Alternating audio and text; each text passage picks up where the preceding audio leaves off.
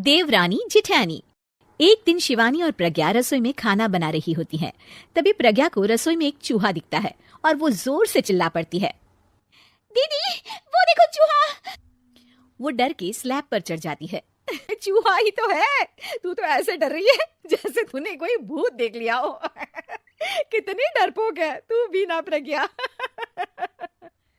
आप ज्यादा हंसो मत दीदी, हर इंसान को किसी न किसी चीज से डर लगता है। लगता होगा, पर मुझे तो किसी चीज से डर नहीं लगता। मैं तो बहुत बहादुर हूँ, पर तू हद कर दी भाई, एक चूहे से डर गई है।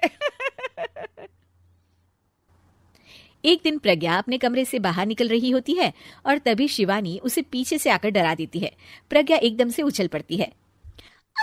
दीदी ऐसे भी कोई मजाक करता है क्या? अरे जरा अपनी शक्ल तो देख, एकदम बैंगन की तरह नीली पड़ गई है। अरे मेरी देवरानी इतनी बड़ी डरपोक है, मुझे तो पता ही नहीं था। आप ऐसे चौंकाओगे तो कोई भी डरेगा ना। अरे नाना, कोई बहाना अब काम नहीं आएगा। आज से ना तुम्हारा नाम है डरपोक प्रज्ञा। शिवानी प्रज्ञा का मजाक उड़ाकर चली जाती है। प्रज्ञा शिवानी की मजाक उड़ाने की आदत से परेशान हो जाती है। जब देखो मेरा मजाक उड़ाती रहती है, इनकी शिकायत तो मम्मी जैसे करनी ही पड़ेगी मुझे। प्रज्ञा अपनी सास के पास जाती है और उन्हें सारी बात बताती है कि किस तरह उसकी जेठानी उसके डर का मजाक उड़ाती है। ओहो, तो बड़ी बहू को बड़ा घमंड है अपनी बहादुरी पर। कोई नहीं, अभी उसका घमंड तोड़ देते हैं। मेरे पास एक तरकीब है छोटी बहू, एक काम कर तू। प्रज्ञा की सास उसे अपनी जेठानी को डराने का प्लान बताती है।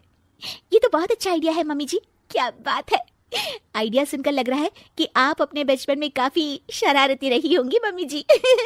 अब आएगा मजा मेरी बहादुर जेठानी जी को। प्रज्ञा अपनी जेठानी को डराने का एक प्लान बनाती है। रात में वो शिवानी के पास जाती है और कहती है, दीदी मुझे ना बहुत डर लग रहा है। क्या हुआ मेरी डरपोक देवरानी? दीदी मैं छत पर गई ना तो मुझे ऐसा लगा कि कोई वहां है। ऐसा लगा जैसे मुझे कोई वहां देख रहा था, जैसे कोई साया।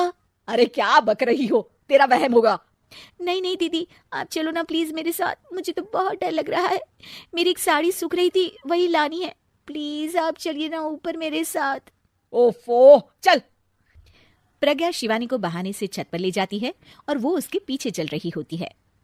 ले आ गए हम छत पर, कहाँ है भूत, दिखा, कहीं तो है नहीं। तभी प्रज्ञा चुपके से सीढ़ियों पर छुप जाती है और शिवानी छत पर अकेली रह जाती है। अरे प्रज्ञा कहाँ चली गई? प्रज्ञा एकदम से सीढ़ियों का दरवाजा बंद कर देती है। अब शिवानी को डर लगने लगता है। मैं नीचे चली जाती हूँ। लगता है प्रज्ञा भी नीचे ही चली गई है। तभी उसके सामने एक खुले बाल सफेद साड़ी में औरत खड़ी होती है। शिवानी उस औरत को देखकर डर जाती है। हाल तू चलाल तू आई बला को टाल तू, हाल तू चलाल तू आई बला को टाल तू।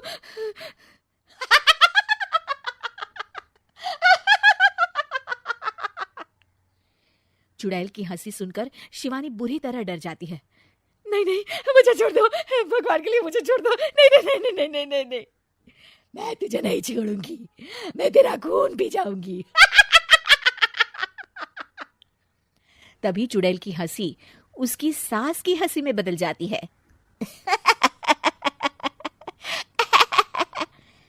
मम्मी जी, ये तो मम्मी जी की आवाज है। शिवानी आंख खोलती है तो सामने उसकी सास चुड़ैल का मेकअप करके खड़ी होती है और प्रज्ञा और उसकी सास जोर जोर से हंस रहे होते हैं। क्यों मेरी बहादुर जेठानी जी, आप तो कहती थी कि आप किसी से नहीं डरती। ये तुमने अच्छा नहीं किया प्रज्ञा। और सासू माँ, आप ही इसके साथ मिलकर। और नहीं तो क्या बहू, तुम अब मेरी छोटी बहू का ऐसे मजाक बनाओगी तो मुझे तो चुड़ैल बनना ही पड़ेगा ना। प्रज्ञा और उसकी सास और जोर जोर से हंसने लगते हैं और शिवानी गुस्से में नीचे चली जाती है।